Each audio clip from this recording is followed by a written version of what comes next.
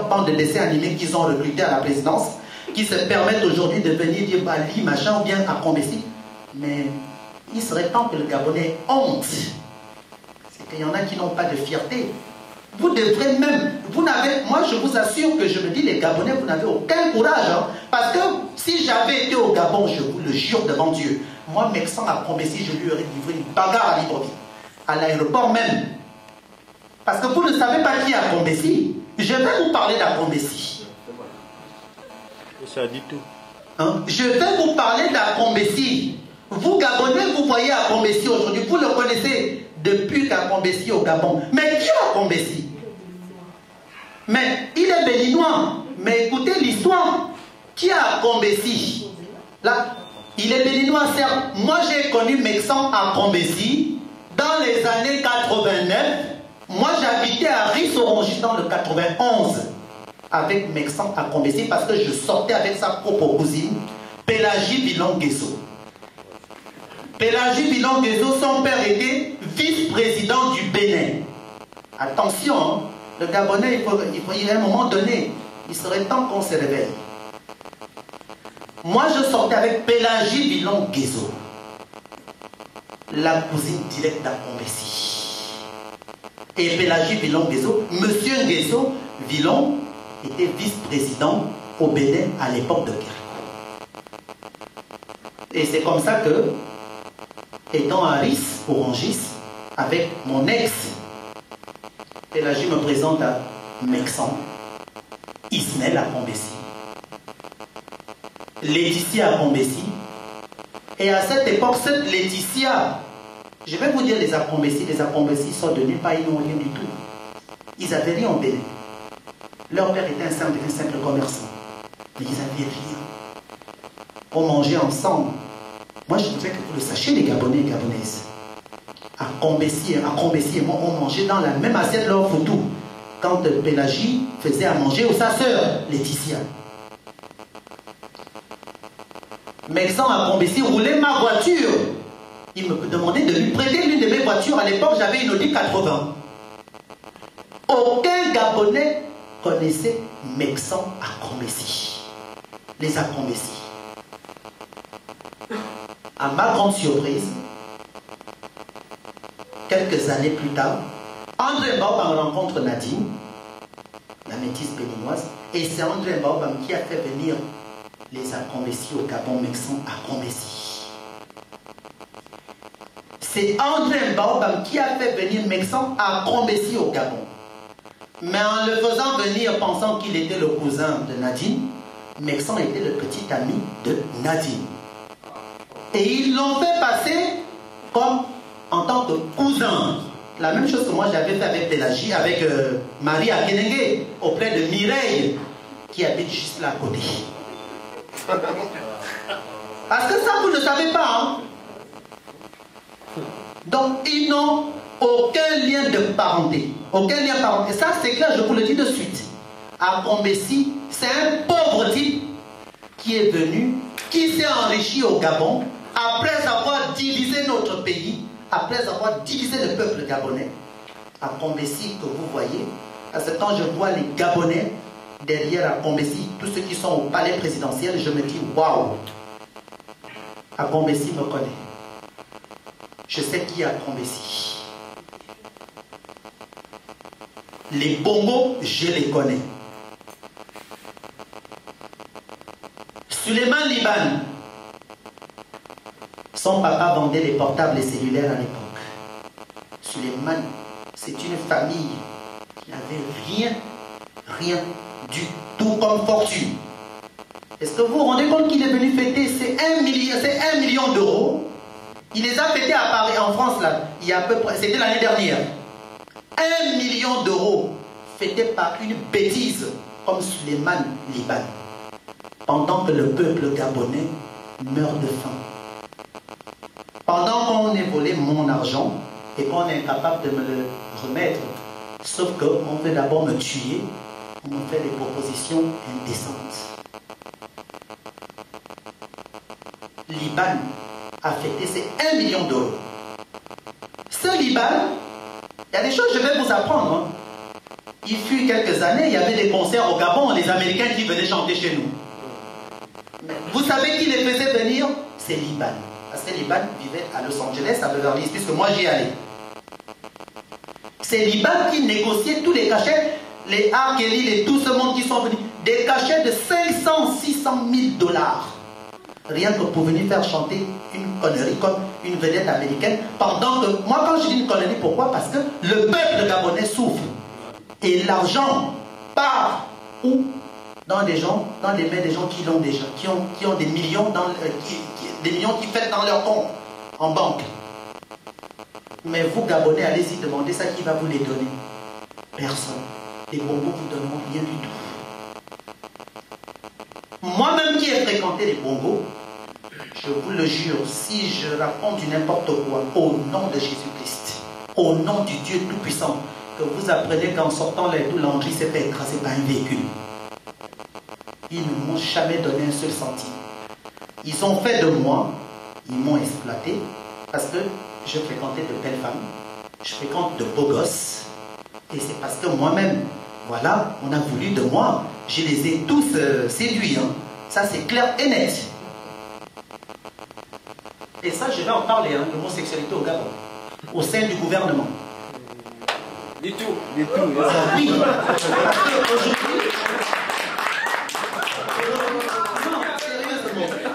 Parce que, non, honnêtement, vous savez, il y a un sérieux problème au Gabon. Vous savez, j'ai même écrit un discours que j'ai même mis de côté. Hein. Il y a un sérieux problème au Gabon. Le Gabonais est trop ignorant. Et le Gabonais, souvent, il aime passer à côté de la plaque. Quand je vois aujourd'hui, j'explique ce qui m'est arrivé. Dites-moi s'il vous plaît, je me suis fait braquer par Mokobé. Quand j'entends que oui, Landry, il veut montrer quoi? Landry, aucun rapport. Ce qui m'est arrivé peut arriver à vous tous et à vous toutes. C'est arrivé même à beaucoup de gens.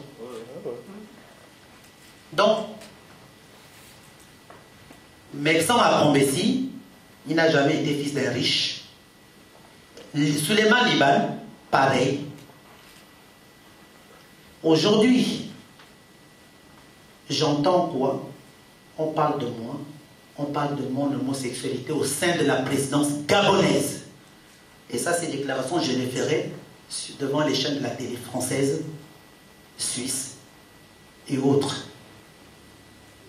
Avant de parler de ma sexualité, que la présidence gabonaise commence à parler de leur sexualité. Parce que je détiens des secrets sur eux. J'ai des photos, je détiens des secrets. Et moi-même, je sais qui ils sont. Puisque, non, parce que sérieusement, je sais qui sont ces gens-là. Je sais qui sont ces gens. Kali Bongo Ondimba s'occupe de sa sexualité d'abord avant de venir parler de la mienne. Que Mexan à Combessi, Suleiman Liban, Sédou Khan, autant qu'ils sont, qu'ils commencent à s'occuper de leur sexualité avant de venir parler de la mienne. Parce que je connais ce monde minable. Lorsque je dis minable, parce que ce sont des gens qui ne s'assument pas. Leur seule manière de s'assumer, c'est de vouloir tuer les gens. Lorsque vous avez affaire, il faut vous éliminer.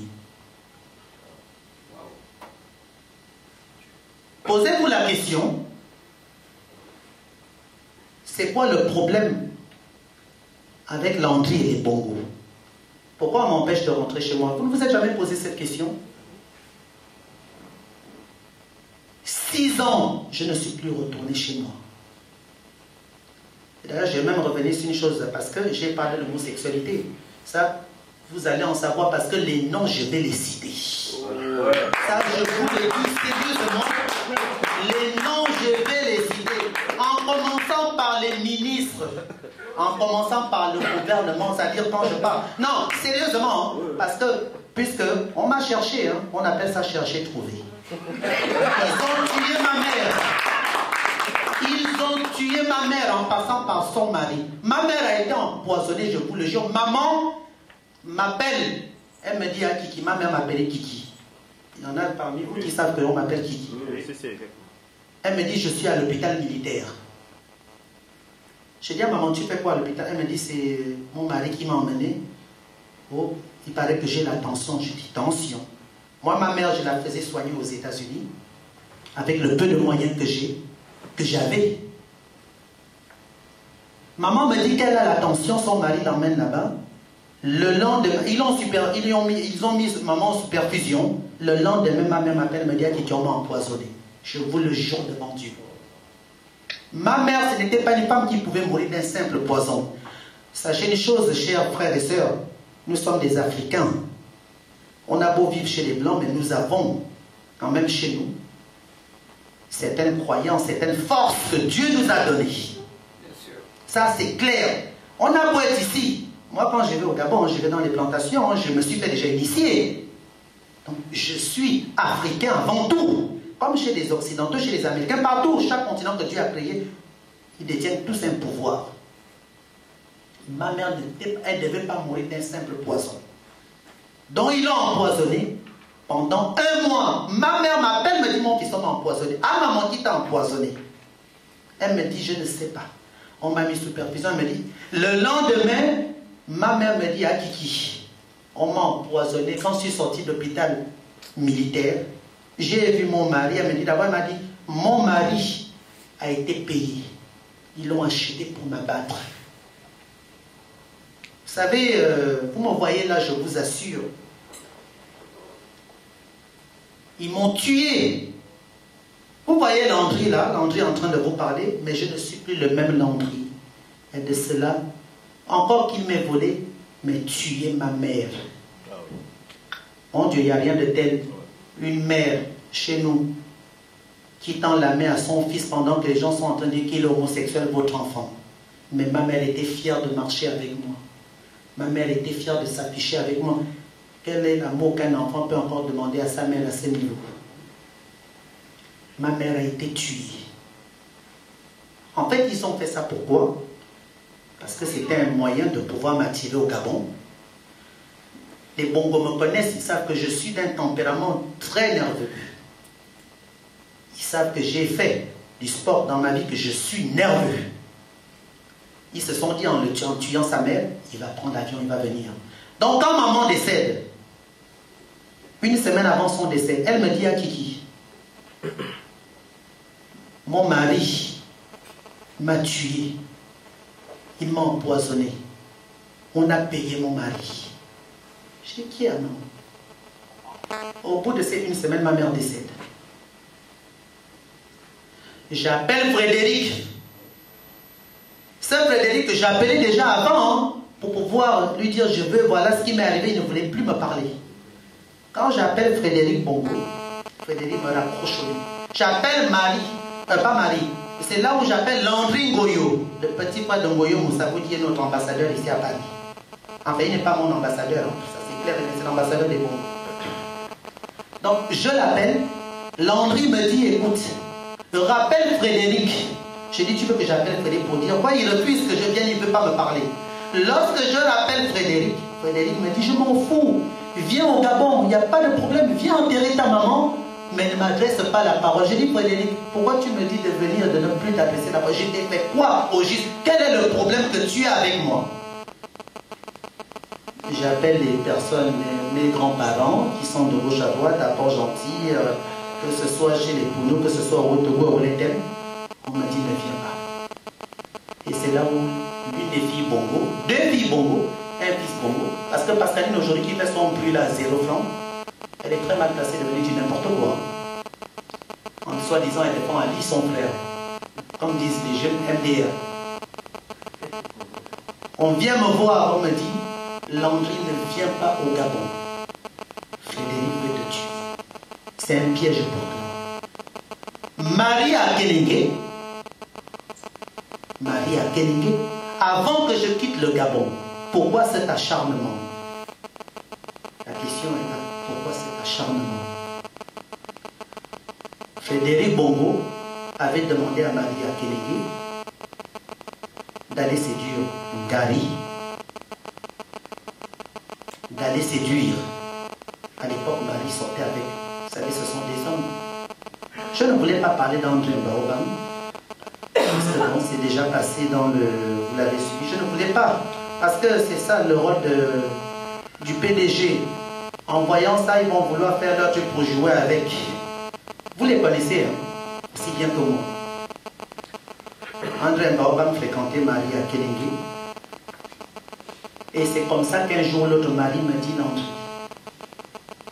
est-ce que tu sais que Frédéric m'a demandé, d'abord, il m'a dit, Frédéric m'a dit de faire ça lorsque je suis en pleine action avec André. Je dis, comment ça? Marie me dit, Frédéric m'a demandé de séduire tel. Frédéric Bongo, c'est même Frédéric Bongo, m'avait demandé, moi, de me rapprocher de Firmin Idriss Ngari. Frédéric Bongo a voulu que je me rapproche des Boué. Frédéric Bongo a voulu que moi, Landry, je me rapproche de certaines personnalités du pays afin que j'aille les séduire et qu'une fois ça marche, je les filme. Sur son propre frère, hein, Christian aussi, il a voulu que je fasse le même sur Christian. Frédéric Bongo a voulu tuer. Moi, je vous le jure que lui-même, il me l'avait dit. Il m'avait dit, quand André Mbaobam me vient à la maison, sors. J'ai dit, Frédéric, pourquoi? Pourquoi faire? Et d'ailleurs, il voulait faire la même chose en Kaby à l'époque. Moi, je n'ai jamais accepté ceci. J'avais dit à Frédéric, écoute, je vais voir. Et après, j'avais dit aussi, non, je ne suis pas là, s'il te plaît, Frédéric. Ce Frédéric Bongo, vous savez ce qu'il m'avait fait? Parce qu'aujourd'hui, on parle de... D'ailleurs, même leur propre père, hein, puisqu'ils ont même voulu emmener Marie coucher avec Bongo. Marie à Kélengue. En fait, Frédéric Bongo, au Gabon, il a mis en place un réseau de prostituées. C'est-à-dire la plupart de ces filles métisses, il y en a même quelques-unes qui sont noires aussi, et je les connais. Et d'autres que je ne connais pas qui sont rentrées derrière moi. Donc ces filles-là servent à faire quoi? À les séduire. Si vous êtes un patron d'une boîte au Gabon, on vous soupçonne, leur façon de soupçonner les gens, que vous soyez Gabonais étrangers. Donc Frédéric envoie ces filles. Ce sont des filles qui sont salariées, attention, qui ont des salaires de 20 millions de francs CFA, ça je vous le dis de suite. Ah oui, attention. Frédéric donne 20 millions, sauf à certaines filles et tout. Marie a dit que c'était 20 millions. Il y a des filles qui donnent 10 millions de francs CFA. Mais Marie, c'est 20 millions. Il a mis en place un groupe de jeunes garçons au Gabon, de jeunes garçons métis et noirs, qu'il a transformés en homosexuels et bisexuels, puisque lui-même il couche avec. Toutes ces filles-là, il couche avec lui-même. Frédéric lui-même, il couche avec ses filles. Parce que quand ces gens-là se permettent de parler de ma sexualité, mais ils sont très mal placés. Frédéric Bongo a mis au Gabon, attention, hein, parce que faites très très attention, vous qui vivez souvent au Gabon, parce qu'il y a des filles que vous voyez là au Gabon et des jeunes hommes qui vont séduire des femmes mariées, qui vont séduire des hommes. Parce que parmi les jeunes hommes, il a une boîte, il a recruté des jeunes garçons, mais ces jeunes garçons sont quoi? Des espions. Ces jeunes filles sont espionnes. Il y a pas mal de personnalités au Gabon qui se sont fait assassiner. Vous voyez le micro avec lequel je parle? Ils mettent des poisons dans les micros. Ils mettent du poison dans les verres. Ils ont une façon, ils vous tendent la main, il y a déjà un poison.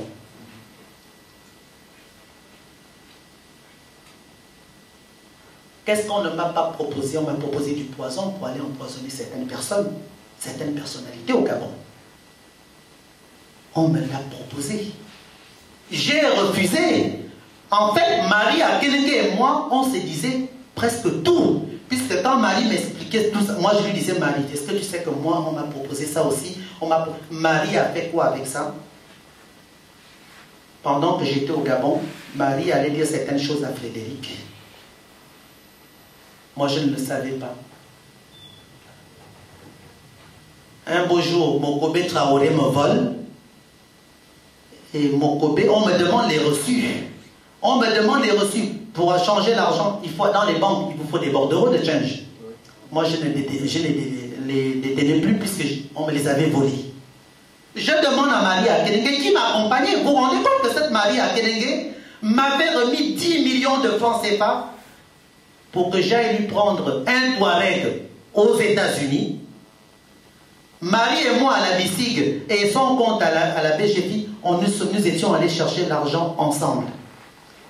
L'argent de mes clients, Marie m'a accompagné de gauche à droite faire le change. Marie et moi on comptait l'argent de mes clients.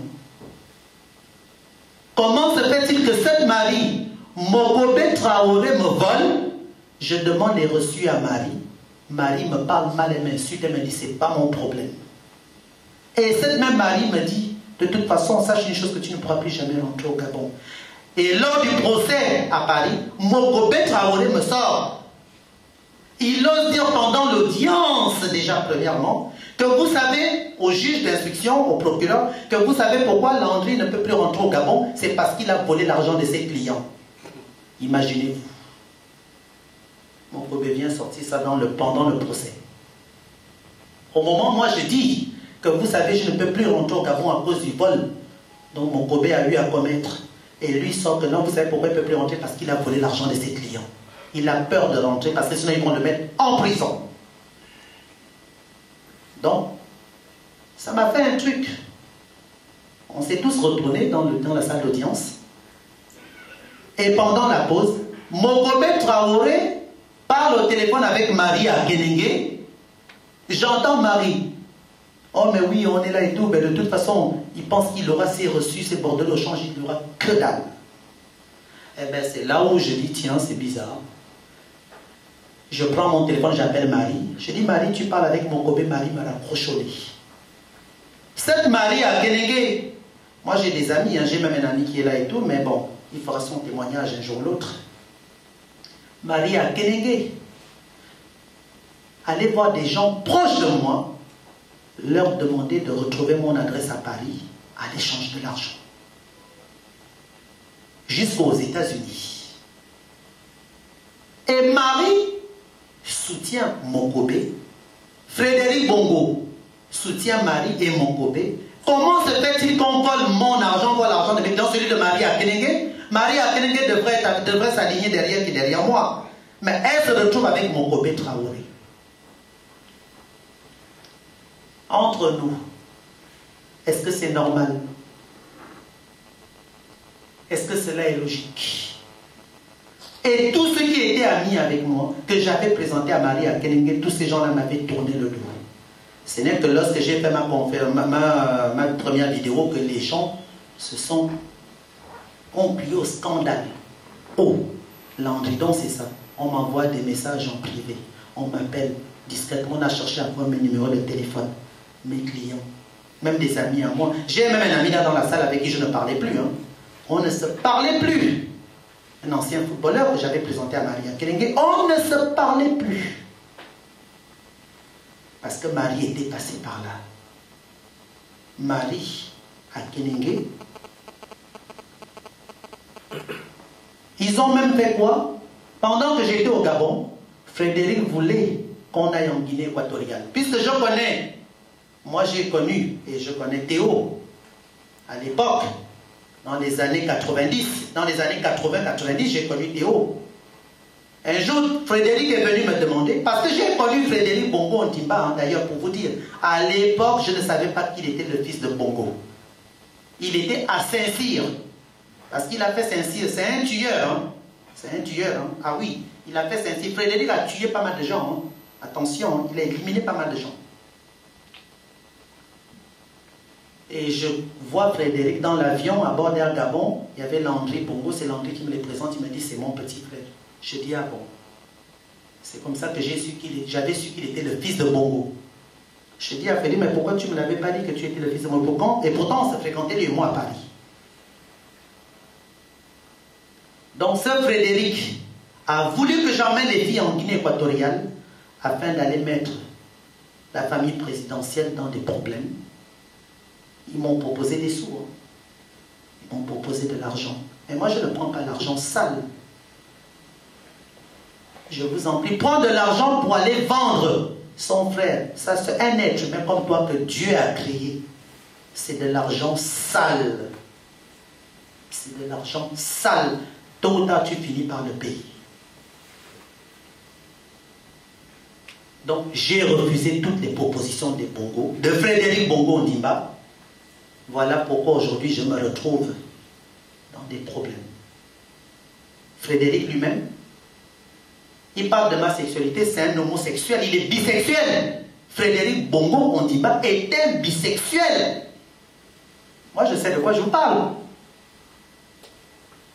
Il ose parler de moi. Lui-même est un bisexuel. Toute la présidence gabonaise, je les connais, je connais leur sexualité, leur vie. Je ne suis pas là pour faire un procès sur qui que ce soit. Chacun d'entre nous est libre de coucher avec qui il veut. Hein. Nous sommes dans un pays de droit.